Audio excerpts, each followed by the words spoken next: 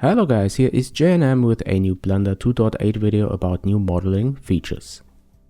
I will create an arc using the spin tool, which is not new, but what's new is how to work with it using the UI widgets. I start with a cube, then select the face at the bottom, and with snapping enabled to the grid, I move it upwards by pressing G and then set to constrain to the Z axis. Okay, then I select this top face and enable the spin tool.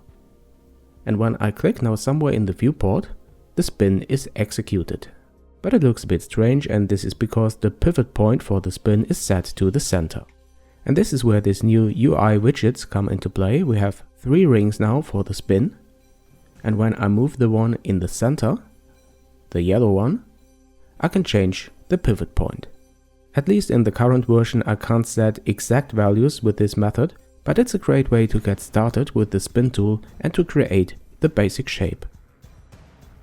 You can also use the blue ring to change the spin angle like this. And with the outer ring you can add a rotation to the selected polygon aligned to the current view. But you can still go ahead and change the spin settings, which is not a new feature, but in Blender 2.8 you can find the settings of the last operation in the upper right hand corner, and they are not tied to a certain window or panel. Now I use exact values for the center and reset the axis rotation, and then I press the E key and set to constrain to extrude this face downwards and create a perfect arc. Okay, and if you like you can go ahead and select, for example, this face here, left click in the viewport to add more variations using the spin tool.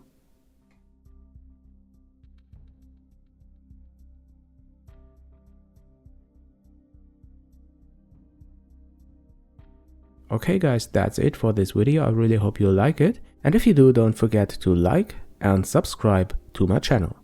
If you want to help this channel grow, please think about supporting me on my Patreon. This would really help a lot. So thanks for watching, thanks for your support, and I'll see you in the next one.